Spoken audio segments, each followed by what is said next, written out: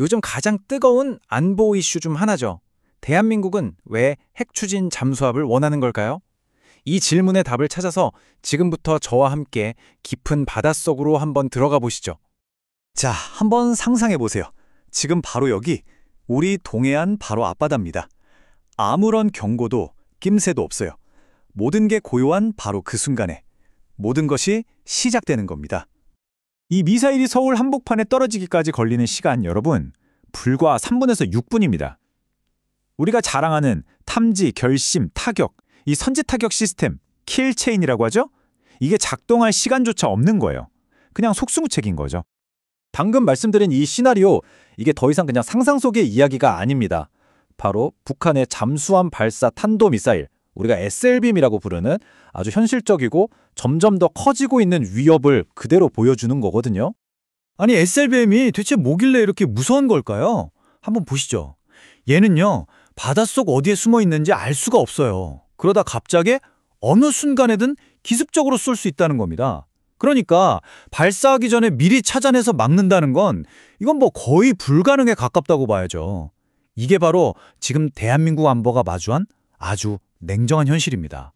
자, 이렇게 탐지가 거의 불가능한 위협 앞에서 그럼 우리는 어떤 카드를 꺼내야 할까요? 바로 여기서 등장하는 게 게임 체인저, 핵 추진 잠수함입니다. 자, 근데 여기서 정말 중요한 개념 하나를 딱 짚고 넘어가야 합니다. 우리가 지금 말하는 핵 추진 잠수함 SSN은요, 핵미사일을 싣고 다니는 전략원잠 SSBN하고는 완전히 다른 거예요. 핵심은 뭐냐면 탑재한 무기가 핵이냐 아니냐가 아니라 잠수함을 움직이는 엔진이 원자력이라는 점입니다.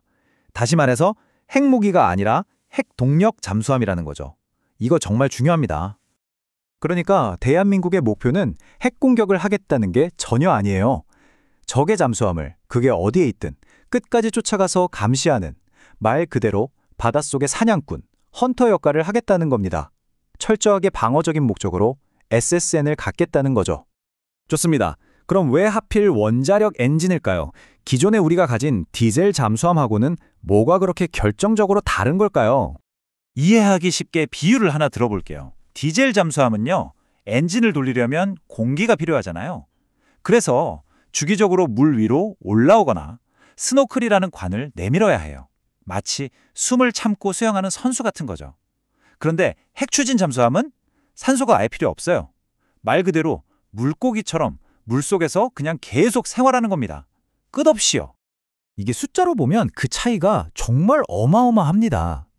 한번 잠수하면 길어야 3주 버티는 디젤 잠수함하고는 달리 핵 추진 잠수함은 석 달 이상 물 밖에 나올 필요가 전혀 없어요. 승조원들 식량만 충분하다면요. 속도도 비교가 안 되죠. 근데 진짜 가장 결정적인 차이는 바로 이겁니다. 핵 추진 잠수함은요, 가장 빠른 속도로 움직이면서도 소음이 거의 없어요. 그러니까 은밀함을 계속 유지할 수 있다는 거죠. 이걸 바로 지속적인 고속 은밀 기동 능력이라고 하는데 이게 바로 게임의 판도를 바꾸는 핵심입니다. 결론은 아주 간단합니다. 물 밖으로 나올 필요가 없는 상대를 24시간 내내 감시하려면 우리 역시 물 밖으로 나올 필요가 없는 추격자가 되어야 하는 거죠. 눈에는 눈, 이에는 이라는 말처럼 잠수함에는 잠수함, 그것도 그냥 잠수함이 아니라 바로 핵 추진 잠수함이 필요한 이유입니다. 사실 이 핵 추진 잠수함 이야기는요, 갑자기 툭 튀어나온 게 아닙니다. 이건 수십 년에 걸친 대한민국의 오랜 수건이었습니다. 이 타임라인을 한번 보세요. 그 오랜 역사가 담겨 있습니다. 시작은 무려 1990년대 김영삼 정부 시절이었어요. 그리고 노무현 정부 때 비밀리에 추진됐던 362 사업을 거쳐서 오늘에 이르기까지 정권이 계속 바뀌는 와중에도 이 핵 추진 잠수함은 늘 대한민국의 포기할 수 없는 전략적 목표였던 거죠. 하지만 미국의 승인을 받았다고 해서 모든 게 끝난 건 아닙니다. 이제 막 시작일 뿐이죠. 이 프로젝트 앞에는 여전히 넘어야 할 높고 거친 파도들이 많이 남아 있습니다. 가장 큰 파도는 역시 외교적인 문제입니다. 특히 중국의 반응이 아주 민감하죠. 중국은 한국의 핵 추진 잠수함 보유가 결국 미국의 대중국 포위망을 강화하는 결과로 이어지고 동북아 전체에 군비 경쟁에 불을 붙일 수 있다면서 강하게 경계하고 있습니다.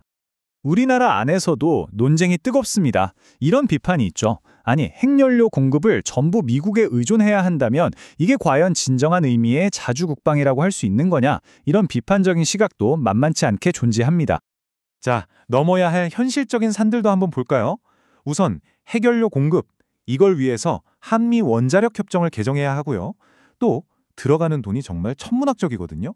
이 비용 문제, 그리고 핵연료를 어떻게 안전하게 관리할 건지 이런 부분에 대한 국민적인 동의도 필요합니다.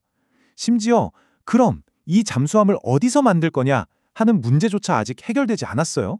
우리 기술로 국내에서 만들 건지 아니면 미국에서 만들 건지 말이죠. 네, 이런 어려움들에도 불구하고 계획은 점점 구체화되고 있습니다. 그럼 앞으로의 길은 어떻게 그려지고 있을까요? 군 당국이 밝힌 청사진을 보면요. 일단 5,000톤급 이상으로 최소 4척을 확보한다는 목표고요. 아마 지금 개발 중인 장보고3 잠수함을 기반으로 만들 가능성이 높습니다. 근데 이게 건조에만 10년 이상이 걸리는 정말 긴 여정이거든요. 그래서 우리가 첫 번째 핵추진 잠수함을 만나려면 아마 2030년대 중반 이후는 되어야 할 전망입니다. 결국 우리는 이 질문과 마주하게 됩니다. 과연 이 핵추진 잠수함은 북한의 위협으로부터 우리를 지키는 소리 없는 사냥꾼이 될까요?